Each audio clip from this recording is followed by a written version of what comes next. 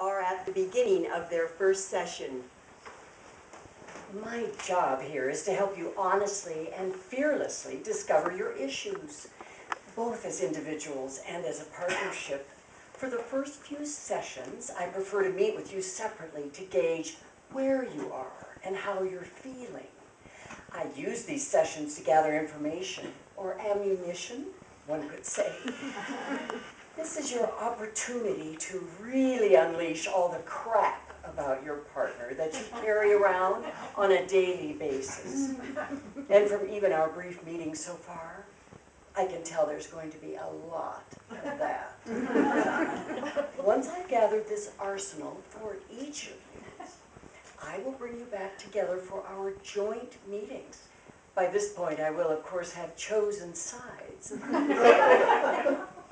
Usually the woman's, depending on how sexually attractive I find the husband.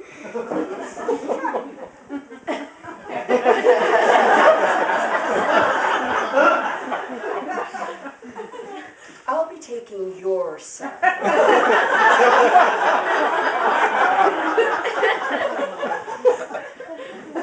Sometimes I work with same-sex couples, well, lesbians, actually. I've never known two men to voluntarily talk about their issues. I never know what to do with the lesbians. Whose side do I take? It can be a difficult job sometimes. Not in your case, though. This should be pretty standard stuff. You didn't want to come, but now that you've been forced here, the biggest complaint you can think of is that you don't get enough sex.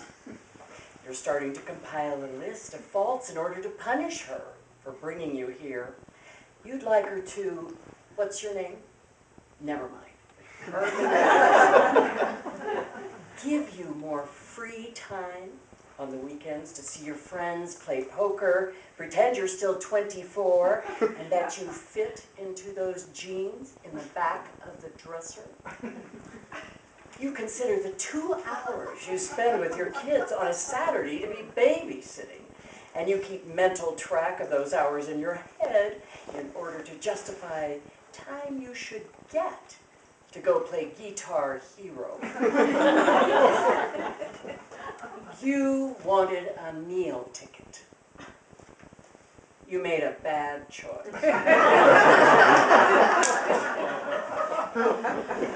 Once the reality of having children and being saddled with this overgrown 12-year-old sunk in, you felt completely justified in beginning an affair with your co-worker.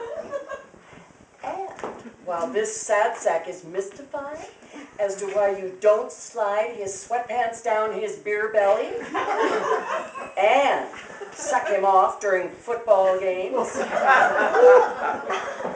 you're outspending your kids' college savings on lingerie to wear when you go off to meet Fred from payroll, with whom you engage in anal sex.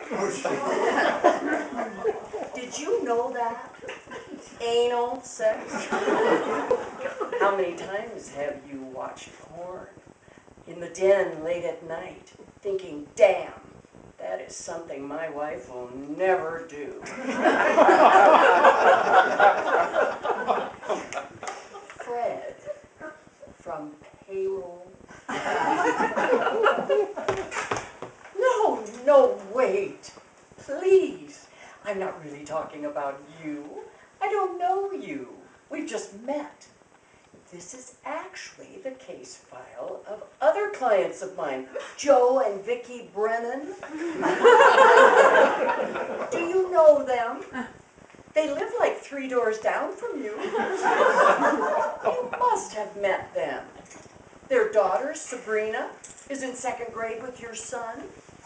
You must know them. Oh, and you work at the same office as Vicki, so of course you know them. And Fred, too, I suppose. Sometimes Joe and I play Guitar Hero in his den. Great! So you can see how hopeless this might all be. But you're paying me to feel like you made every effort before spiraling into constant blame and resentment, not to just quit on the first session. So let's get to work, shall we? I'm not feeling very comfortable with this therapeutic approach. Scott and I really do love each other, and we want to work on our relationship. This isn't some kind of precursor to divorce for us. Well, don't you use the fancy word. I just mean that we want to stay together.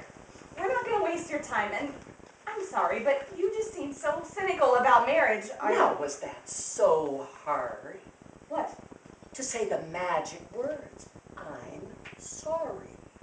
I didn't actually mean to apologize for anything. I just meant... You said it. I'm sorry. Do you feel the power in those words? Steve, when was the last time you heard her say, I'm sorry? Scott. Uh-huh. I thought so. Powerful, powerful words. Look, we're not here so much because of anger towards each other, but to deal with some stuff from our childhoods. We just feel like we both have some history that we're letting hold us back. It's like we can never reach our full potential as human beings, much less partners. We're really wanting to work on that. That's why we're here. Scott? Scott. Scott, what do you think of this oobleck dribbling out of your overeducated wife's mouth? Well, that's why we're here. We've talked about it for a long time. Well, fine then. I'll just tuck my doctorate and my 16 years of clinical experience away in this little box. And we'll try this your way. Okay? Okay. Okay. Okay. So you were raped by your uncle, and you never got the love you needed from your functionally alcoholic father. Tell me how that feels. Actually, I was never... No, not with your head, with your heart. I was just going to say that those aren't exactly the histories. Don't fight it. Just feel it. Say, Mommy, it hurts. I don't want to say that. It's okay. You have to feel it sometime. Scott, help me, please. Look, Dr. Neen, Dana was not looking... 9, like a nice 9, and 9-inch nails. I like them both. Whatever, Neen, look. We're not interested. Thank you for the session, but I don't think this is going to work out for us. We appreciate your time, but we're going to go somewhere else for therapy. All right, Dr. Nin? I'm sorry, but this just isn't going to be a good fit for us. You all right, Dr. Nine? Did you hear him? Whatever, Nin, whatever he says. No big deal. It's just a name, just an identity, just a person. It doesn't matter to him how long a woman spent finding that name, selecting it, creating it, folding it into her being. It doesn't matter to him that her own mother won't return her phone calls, and her destiny has been forever clouded by that one pure and simple act. Let's go. Hurling her We're going now. piss and Sorry, back her it's calls. too bad it didn't work out. Let's just go, honey. Child holding. The Brennans are coming this afternoon. I'll say hi for you. Good work today. Both of you. Really great.